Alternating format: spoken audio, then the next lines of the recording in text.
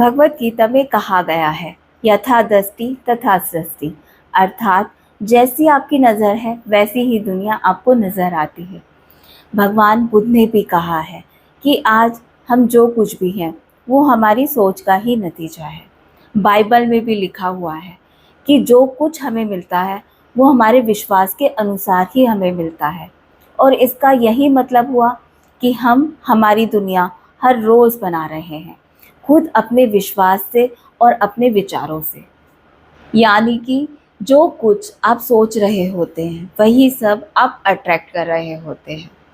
इसका मतलब तो यही हुआ ना कि लॉ ऑफ अट्रैक्शन आप चाहो या ना चाहो सबकी लाइफ में इक्वली काम कर रहा है। बस फ़र्क इतना है कि कोई इसे अपने फेवर में अट्रैक्ट कर रहा है तो कोई अपने अगेंस्ट। और सिर्फ इतनी सी बात ही तो आपको समझनी है कि जब हम लॉ ऑफ अट्रैक्शन से अपनी लाइफ बना सकते हैं तो हम अपनी लाइफ बिगाड़ें क्यों। Hello everyone, welcome back to the channel. अब भगवान तो हर किसी की हेल्प के लिए हर पल हर जगह नहीं हो सकते, इसीलिए उन्होंने हमें सबकॉन्शियस माइंड के रूप में एक ऐसी शक्ति दी है जिससे हम वरदान के रूप में कुछ भी मैनिफेस्ट कर सकते हैं। बस मैनिफेस्ट करना आना चाहिए, और फिर लॉ ऑफ अट्रैक्शन के थ्रू हमारी सबसे प्रबल इच्छा हमारे जीवन में आने का रास्ता ढूंढ ही लेती है, क्योंकि हमारे थॉट्स एक मैग्नेट की तरह काम करते हैं।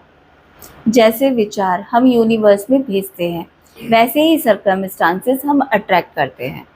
अच्छा, एक बात बताइए, कोई अगर आपसे पूछे कि क्या लॉ ऑफ ग्रेविटी होता है तो आप कहेंगे हाँ होता है, क्योंकि अगर आप कोई भी चीज़ आसमान की ओर फेंकेंगे तो वो वापस धरती पर आएगी ही आएगी।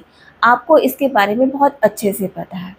ठीक वैसे ही लॉ ऑफ अट्रैक्शन को आप देख तो नहीं सकते, लेकिन जब आप कॉन्शियसली अपनी लाइफ को थोड़ा सा रिवाइंड कर कर देखेंगे, थोड़ा सा फ्लैशबैक में जाएंगे, तो आप महसूस करेंगे कि आज आप जहाँ भी हैं, जो कुछ भी हैं, अनजाने में या फिर जानबूझकर, वो आपने खुद ही अट्रैक्ट किया है, खुद अपने विश्वास से, अपने विचारों से। बेसिकली लॉ ऑफ अट्रैक्शन का इम्पैक्ट आपको अपनी लाइफ के हर पहलू पर देखने को मिलेगा। लॉ ऑफ अट्रैक्शन के 3 बेसिक स्टेप्स होते हैं, आस्क, बिलीव एंड रिसीव। हम बचपन से यही तो करते आ रहे हैं, हे भगवान मुझे ये दे दो, मुझे वो दे दो। बेसिकली हम भगवान से प्रार्थना में मांगते हैं और विश्वास करते हैं कि वो हमें देंगे, और अंत में हम वो प्राप्त कर लेते हैं। मन्नत मांगना भी इसी का एक एग्जाम्पल है। मन्नत में हम भगवान से मांगते हैं और विश्वास करते हैं कि वो हमें देंगे, और इसीलिए हम लेट गो कर देते हैं, और इसी वजह से हम वो मैनिफेस्ट कर पाते हैं। ये शक्ति सिर्फ और सिर्फ विश्वास की होती है, और विश्वास क्या है? एक एनर्जी। मॉडर्न साइंस ने भी ये प्रूफ किया है, क्वांटम लेवल पर हम सब बस एक एनर्जी हैं, और हम अपनी लाइफ में जो कुछ भी अट्रैक्ट करना चाहते हैं वह भी एनर्जी ही है, और एक जैसी एनर्जी एक दूसरे को अपनी ओर अट्रैक्ट करती है। और सिर्फ इतनी सी बात ही तो आपको समझनी है। एक एग्जाम्पल के थ्रू समझाने की कोशिश करती हूँ। सपोज़ कीजिए आप अमीर बनना चाहते हैं, लेकिन दिन भर आप गरीबी के बारे में सोचते रहते हैं कि मुझ पर कितना ज़्यादा कर्ज है, मेरे पास बिल्कुल भी पैसे नहीं हैं, मैं बहुत गरीब हूँ।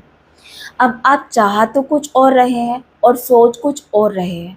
इस सिचुएशन में आप कभी भी मनी अट्रैक्ट नहीं कर पाएंगे, क्योंकि आपके अंदर से जो एनर्जी, जो वाइब्रेशन बाहर आ रही है वो लैकिंग की है, कमी की है। और लॉ ऑफ अट्रैक्शन आपके अकॉर्डिंगली तभी काम करता है जब आप सही शब्दों, सही भावना और खुद पर पूरे विश्वास के साथ खुद से बात करते हैं। अब आपके मन में एक सवाल उठ रहा होगा कि जब लॉ ऑफ अट्रैक्शन इतना ही आसान है तो सभी लोग क्यों अट्रैक्ट नहीं कर पाते? क्योंकि यहाँ पर एक मिसिंग लिंक है जिसको लोग नज़रअंदाज कर देते हैं, और इसी मिसिंग लिंक का नाम है लेट गो। जब तक आप अपनी डिज़ायर को मुट्ठी में कसकर पकड़ कर रखोगे, उसे यूनिवर्स तक जाने ही नहीं दोगे, वो आपकी लाइफ में भला कैसे मैनिफेस्ट हो सकती है? यूनिवर्स पर भरोसा रखते हुए उस डिवाइन पावर के हाथों में सब कुछ छोड़ दो। जितनी जल्दी आप लेट गो करोगे उतनी ही जल्दी आपकी डिज़ायर आपकी लाइफ में मैनिफेस्ट होगी। अगर अभी भी आपके दिमाग में कोई भी डाउट आ रहा है तो आप कमेंट सेक्शन में पूछ सकते हैं। अगर आप मैनिफेस्ट करने के लिए रेडी हैं तो कमेंट में जाकर लिखिए यस, और ये भी बताइए कि आप क्या मैनिफेस्ट करना चाहते हैं। Do like, share and subscribe. I will see you in my next video. Till then take care guys.